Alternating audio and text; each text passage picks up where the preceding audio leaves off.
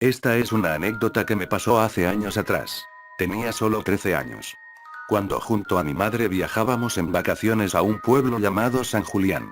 Era un pueblo tranquilo pero misterioso, allí vivía la familia de mi madre, todos tenían ese típico acento del sur, era gente bien humilde, y acostumbrados al olor a leña y a cortar árboles. En aquel tiempo yo era bastante tímida, quizá porque no era muy sociable, o quizá porque no quería serlo con nadie. Mi única amiga en ese lugar era mi prima que tenía la misma edad que yo, y durante la vida, habíamos crecido juntas. Ese fue el motivo por el cual siempre fuimos tan unidas. Mi padre, bueno, él murió cuando yo tenía 3 años.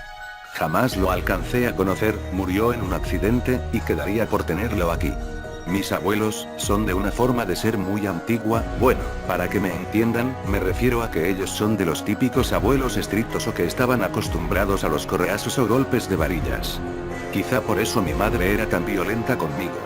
Quizá fue porque mis abuelos la criaron así, en fin, cuando llegaba a ese pueblo, me alegraba por una parte, y por otra parte me entristecía.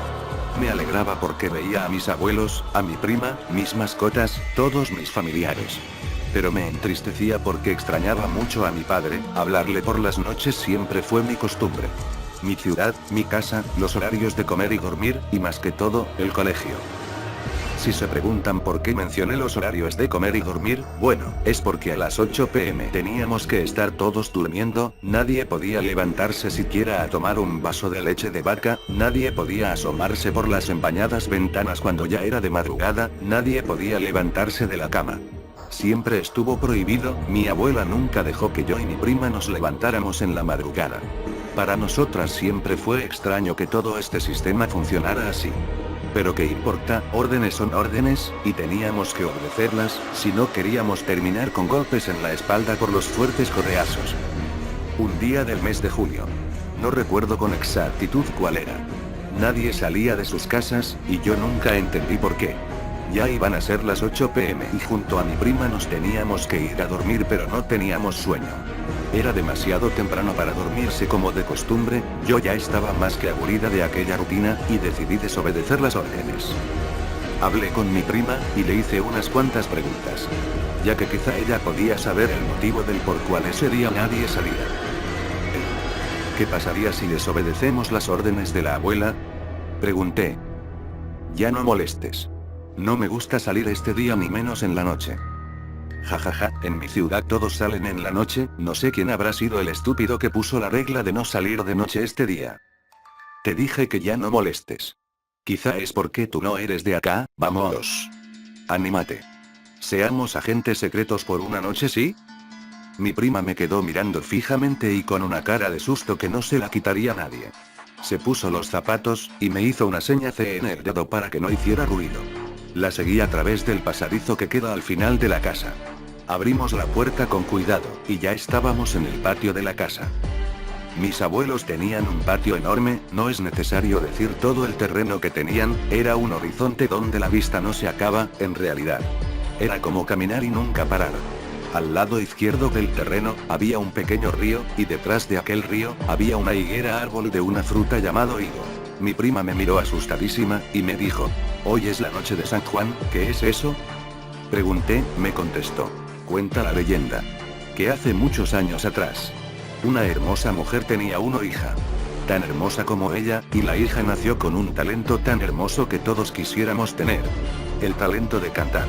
La niña cantaba de una manera tan hermosa y fina, que la madre se sentía orgullosa, pero a la vez frustrada, porque no sabía de qué manera apoyar a su hija, ya que no solo quería apoyarla espiritualmente.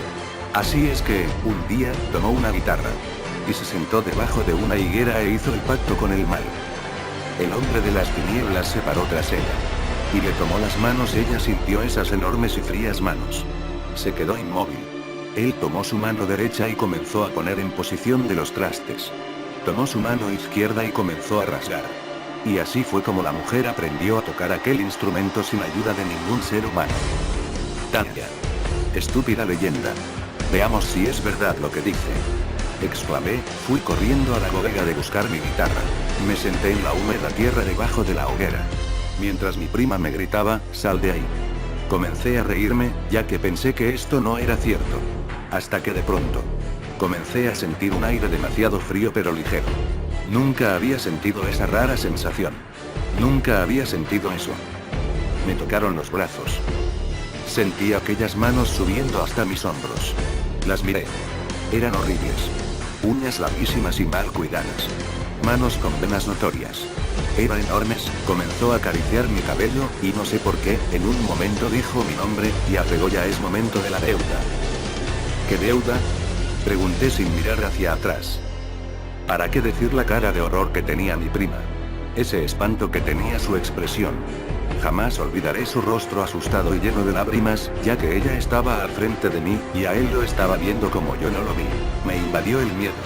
Y comencé a cantar para calmarme. Él me dijo: sigue así, sigue cantando. Paré de cantar, ya que me dio miedo el que me haya nombrado eso, agaché la cabeza mirando las cuerdas de la guitarra, y cuando miré al frente, mi prima ya no estaba. ¿A dónde se habrá ido? Fue una pregunta que nunca pude responder.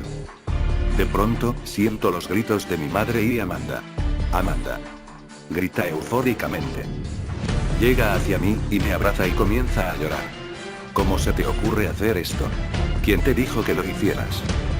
Miré a mi prima, la cual había llegado porque había ido a buscar a mi madre. Nos paramos y comenzamos a caminar hacia la puerta de la casa, mientras algo me susurró al oído: no eres libre aún. No pude dormir con todo lo que había pasado. Pero cuando volvimos a mi ciudad, me quedé más tranquila. Pasaron 2 meses de lo sucedido. Y cuando iba a dormir a mi pieza, subí las escaleras, y al tratar de despedirme de mi madre, entré a su pieza. Y vi un libro y velas negras y la vi a ella, tratando de cortarse la mano con una sierra. ¿Qué haces?, le grité. Comenzó a reírse. Lo último que me dijo fue: ¿quieres cantar? Me morí de miedo, y salí corriendo hasta llegar abajo, abrí la puerta y llegué a la casa de mi prima, llorando. Para mí, todo fue una pesadilla. A la mañana siguiente, los vecinos dijeron que sintieron ruidos y risas psicóticas en mi casa, así es que revisaron todo, y encontraron a mi madre en la pieza tirada, y con las manos cortadas. Hoy en día, tengo 23 años. Y bueno, todo era un rompecabezas y ahora me explicó el porqué de todo. Mis hijos siempre me preguntan: ¿quiénes son tus abuelos? Y siempre les respondo: están en un alejado pueblo, hasta que antes de ayer, mi abuela me llamó riéndose, diciéndome: ¿quieres cantar?